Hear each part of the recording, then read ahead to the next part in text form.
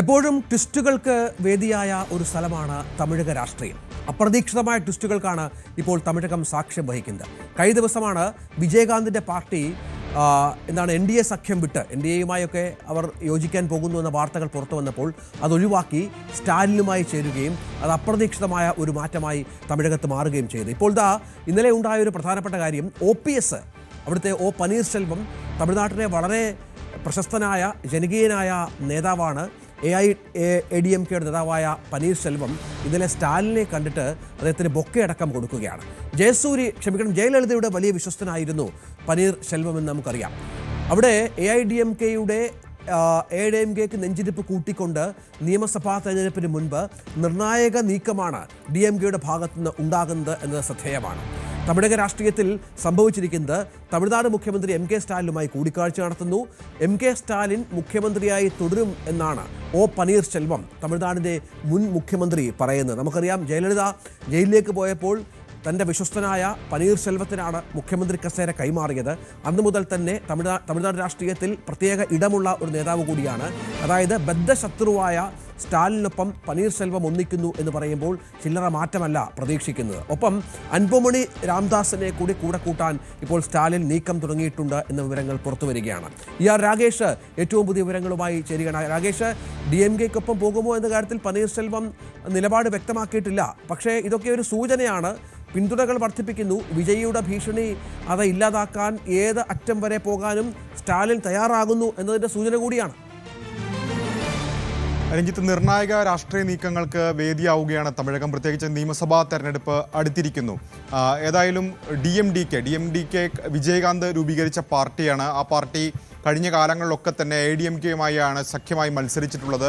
ഭൂരിഭാഗം തവണയും AIDMKയാണ് അവരുടെ സഖ്യമുണ്ടായിരുന്നത്. ഇത്തവണ ആദ്യമായി DMKയുടെ ഭാഗമായിരിക്കുന്നു DMDK.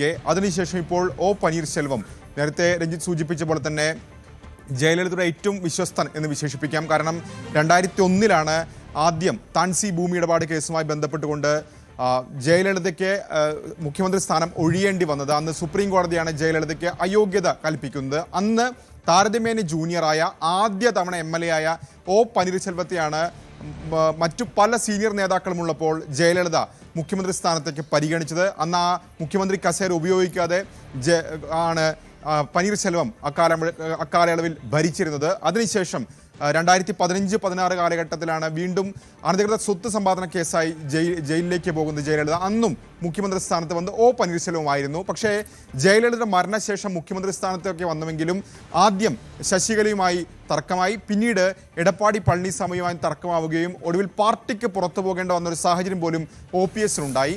കഴിഞ്ഞ ലോക്സഭാ തെരഞ്ഞെടുപ്പിൽ NDA ആണ് മത്സരിച്ചത്. പക്ഷേ NDA സഖ്യം ഇടക്കാലത്ത് അദ്ദേഹം വിട്ടെങ്കിലും പിന്നീട് NDAയിലേക്ക് തിരിച്ചു കയറാനുള്ള ശ്രമങ്ങൾ നടന്നു. അപ്പോഴേക്കും AIDMK NDAയുടെ ഭാഗമായി. അതുകൊണ്ട് തന്നെ നിലവിൽ മറ്റൊരു വഴിയും OPSന് മുന്നിലില്ല. ഈ സാഹചര്യത്തിൽ പഴയ ശത്രുവിൻ്റെ കൂടെ അണിനിരക്കുന്ന സാഹചര്യമാണ് ഇപ്പോൾ പനീർശെൽവം ഉള്ളത്. ഏതായാലും ഇന്നലെ ഒരു താൽക്കാലിക രാഷ്ട്രീയ ചർച്ചകളൊന്നും തന്നെ നടന്നിട്ടില്ല. സാധാരണ കൂടിക്കാഴ്ച മാത്രം എന്നാണ് DMKയും OPSും ഒക്കെ തന്നെ വിശേഷിപ്പിച്ചെങ്കിലും അദ്ദേഹം നടത്തിയ പ്രതികരണം ഏറെ ശ്രദ്ധേയമാണ്.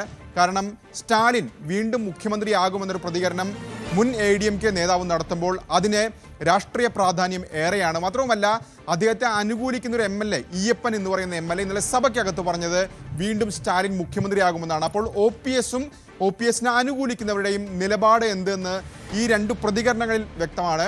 തീർച്ചയായും സ്റ്റാലിൻ എല്ലാ ചെറു പാർട്ടികളെയും കക്ഷികളും ഒക്കെ തന്നെ കൂടെ നിർത്തുന്നതിൽ നേരത്തെയും അത്തരം തന്ത്രം പരീക്ഷിച്ച് വിജയിച്ചതാണ്. ഇപ്പോൾ കഴിഞ്ഞ ലോക്സഭാ തെരഞ്ഞെടുപ്പൊക്കെ നോക്കുകയാണെങ്കിൽ ഒരു DMKക്ക് അനുകൂലമായ തരംഗം തമിഴ്നാട്ടിലുണ്ടായിരുന്നു. അപ്പോൾ പോലും കോൺഗ്രസിന് പരമാവധി സീറ്റുകൾ നൽകി, ഇടതു പാർട്ടികൾക്ക് സീറ്റ് നൽകി, വൈക്കോയ്ക്ക് സീറ്റ് നൽകി, VCKയ്ക്ക് സീറ്റ് നൽകി. അങ്ങനെ ചെറു പാർട്ടികൾക്കൊക്കെ എല്ലാം തന്നെ സീറ്റ് നൽകിക്കൊണ്ട് ഒരു വിശാലമായ സഖ്യമാണ് സ്റ്റാലിൻ രൂപീകരിച്ചതെങ്കിൽ ഇപ്പോൾ വീണ്ടും നിയമസഭാ തെരഞ്ഞെടുപ്പിലേക്ക് പോകുമ്പോൾ മറ്റ് ചെറിയ പാർട്ടികളെയൊക്കെ തന്നെ ഒപ്പം നിർത്തിക്കൊണ്ടൊരു നീക്കത്തിലേക്കാണ് സ്റ്റാലിൻ പോകുന്നത്. ഏതായാലും ഒരുപക്ഷെ DMKയിൽ ചേരാനുള്ള സാധ്യത വളരെ കുറവാണ് പനീർശെൽവം. ഒരു ധാരണ ഏതായാലും DMK സഖ്യമായി എത്തുക, അങ്ങനെ നിയമസഭയിലേക്ക് മത്സരിക്കാൻ സീറ്റ് കരസ്ഥമാക്കുക, അത് തന്നെയായിരിക്കും പനീർശെൽവത്തിന് മുമ്പിലുള്ള ലക്ഷ്യം. രണ്ടാമത്തെ കാര്യം, മറ്റു പാർട്ടികളുമായും ഇപ്പോൾ ചർച്ച നടക്കുന്നുണ്ട്. അതിലൊന്ന് PMK ആണ്. കാരണം PMKക്ക് ഈ സഖ്യത്തിന്റെ ഭാഗമാകാൻ ആഗ്രഹമുണ്ട്. പക്ഷേ നേരത്തെ സൂചിപ്പിച്ച പോലെ തന്നെ VCK അവർ വലിയ എതിർപ്പ് അവരുടെ PMKക്കെതിരെ ഉന്നയിക്കുന്നുണ്ട്. പ്രത്യേകിച്ച് വില്ലുപുരം അടക്കമുള്ള മേഖലകളിൽ ഈ രണ്ടു പാർട്ടികൾക്കും സ്വാധീനമുണ്ട്. അതുകൊണ്ട് തന്നെ PMK മുന്നണിയുടെ ഭാഗമാക്കരുതെന്ന് VCK ഇതിനോടകം തന്നെ DMK നേതൃത്വത്തോട് ആവശ്യപ്പെട്ടിട്ടുണ്ട്. അതുകൊണ്ട് തന്നെ ഇക്കാര്യത്തിൽ സ്റ്റാലിന്റെ നിലപാട് തീർച്ചയായും നിർണായകമായിരിക്കും. ശരി, ER രാഗേഷ് വിവരങ്ങൾ പങ്കുവച്ചു. തമിഴക രാഷ്ട്രീയത്തിലെ വമ്പൻ ടെസ്റ്റുകൾ അതാണ് രാഗേഷ് പറഞ്ഞു വെച്ചത്. കൂടുതൽ വാർത്തകൾക്ക് News 18 Keralam YouTube channel subscribe ചെയ്യുക.